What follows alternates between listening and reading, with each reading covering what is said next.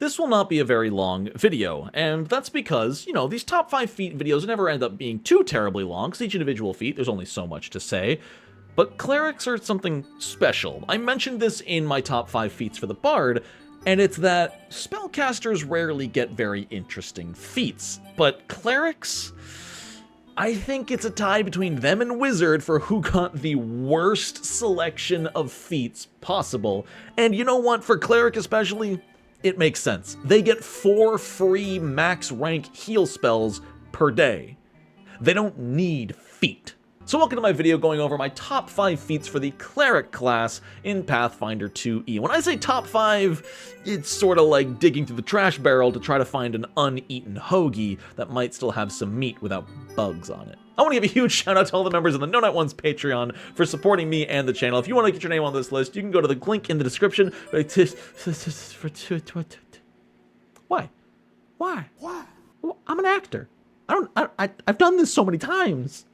Is this bit getting old yet? I want to start this video off with an honorable mention. Honestly, I didn't expect to get an honorable mention for the top 5 cleric feats, but there's one that I just love so much from a flavor standpoint, but 90% of the time it just does not feel good, and that is Domain Initiate. Domain Initiate, it's hard to rank, period, because there's so many domains. They all have their own focus spell, and a lot of them, garbage. I obviously don't have time to go over them all here. I think I made a video like 4 years ago going over every single domain spell, at least in the pre-master, and let me tell you, after the remaster, they didn't get all that much better. Once again, because the cleric doesn't need even more spells per day, so they're very situational, and they usually just inflict a very mild status, like Fascinated. So they're cool, lots of fun. You can make like illusionary gold appear, or make somebody really, really hungry, or really, really full. I can't remember which one it is. There's some cool options. They're never strong, but they're fun, and that's why it's an honorable mention. Number 5, I'm not going to spend too long on because I talked about it in yesterday's video, which you can watch right there.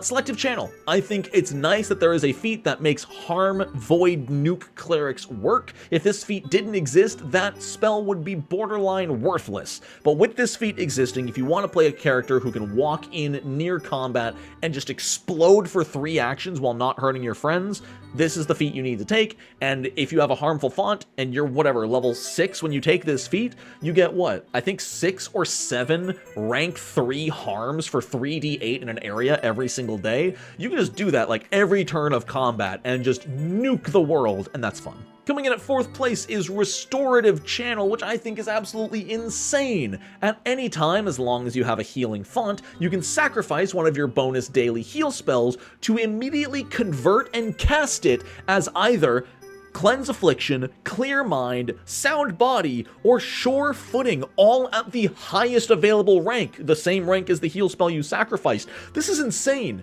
This will let you cleanse almost any condition in the game at the drop of a hat, and you don't need to spend any of your normal spell slots preparing them. This basically turns all of your bonus heal slots into variable slots that can be one of 5 different spells based on what you need at the time, which is some crazy versatility that the cleric didn't even need. If a condition happens, you go, hold up, I got this. To put it into perspective, just by taking this feat, you can now, at the drop of a hat, counteract any curse, disease, poison, clumsy, grabbed, paralyzed, immobilized, slowed, restrained, confused, controlled, slowed, fleeing, frightened, stupefied, blinded, dazzled, deafened, enfeebled, sickened, drained, and slowed again. Some of these were a little bit redundant.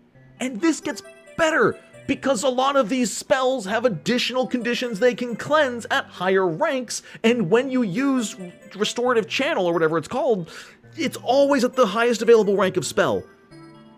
That's nuts. Hell, in 3 more character levels, it can cure petrification. Anyway, fantastic feat. If you are your party support and you like removing conditions, take Restorative Channel. You'll never have to prepare any of those spells again for the rest of your life. 3rd place for my top 5 cleric feats goes to Echoing Channel, which is just a straight upgrade to all 2-action heals, which is the most common type of heal you'll be doing. From now on, whenever you use a 2-action heal, you heal somebody for whatever, 9d8 plus 72, and then somebody else within range for a flat 9d8. This basically tacks on a 1-action heal to your 2-action heal, gives it 30-foot range, and doesn't spend an extra spell slot. The downside, and the only reason this is in 3rd place and not higher, is because it's level 18. Would this be overpowered at 16 or 14? Maybe. It's a lot more outgoing healing, which might be a little bit baloney.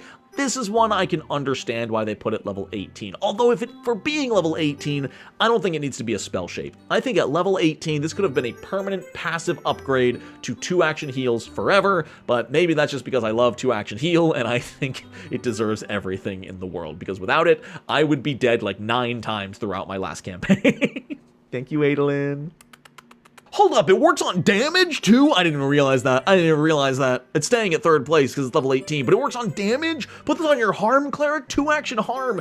At this level is now dealing 90, it doubles harm's damage. For 1 extra action and no extra spell slot, this doubles your damage. Echoing Channel's great. Why does it have to be level 18? 2nd place is actually technically a tie between 2 feats, but that's because the feats effectively do the exact same thing, and those are Eternal Blessing and Eternal Bane. I'm in a campaign with a cleric who has Eternal Blessing, and let me tell you, it's incredible. It's absolutely ridiculous. Just if you are within 15 feet of the cleric, you have +1 to your attack rolls forever, never goes away. She doesn't have to worry about turning it on, turning it off, or anything. It's just, that's all there is to it. I don't even have a lot to say. Eternal Bane's just as good. If you're like a war priest or you're going in as a battle harbinger, yo, having Bane on at all times, lowering your enemy's attack rolls forever, insane. I love these feats. Level 16 I think is a fair place for them. It is a permanent spell effect you do not even have to think about. You can't expand the radius. If you want to have it more than 15 feet, you do have to cast it yourself, but I think that's fine, and it's never been an issue for our party.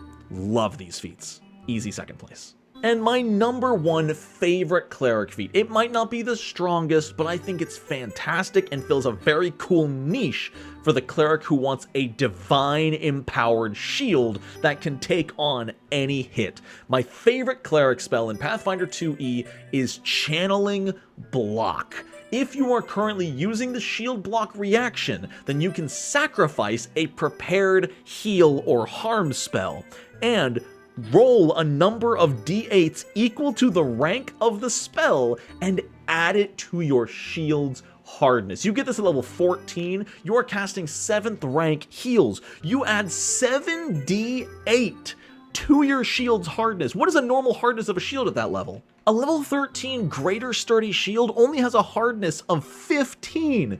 With 7d8, you're adding an average of like, what? 30 plus hardness to your shield for that attack? Sure, some people may look at this as, oh, what if you overroll? You're sacrificing a heal that can be used to either heal somebody else or heal the damage you take anyway, but you have to think of it this way. You're spending nothing but a spell slot, of which you have plenty because you're a cleric. You won't have to spend actions later to restore this health. If an enemy's about to crit you for 60 damage, well, you can shield block whatever, 11 or 15 from your base hardness, roll 7d8, maybe block another 30 or 40 damage without even touching you, and you didn't even spend an extra reaction. You were going to shield block anyway. You don't want to die. Now you just get to spend the spell slot, and boom, you cut the damage down immensely. That's what makes this feat even better, is you can wait until you know how much damage you're being hit for before you use Channeling Block.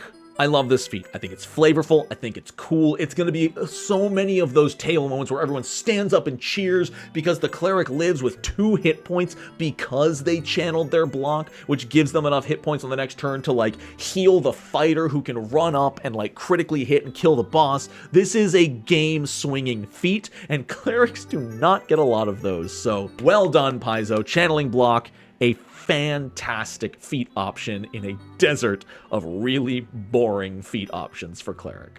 And there are my top 5 cleric feats. Are there any that I missed that are absolutely your favorite? Are there any that are on your list? Did I miss anybody's number 1? I'm always curious to hear. Thank you so much for watching. I hope you're enjoying No Net November. I want to give a huge shout out once again to all the members of the No Net One's Patreon for supporting me. Link in the description if you also want your name on that list. I'm having a blast. That is video 4 out of 30. We got a long road ahead of us, but I'm having an absolute blast. Just machine gun firing content for your eyes and ears to indulge. I used to have an outro for these videos. What happened to that?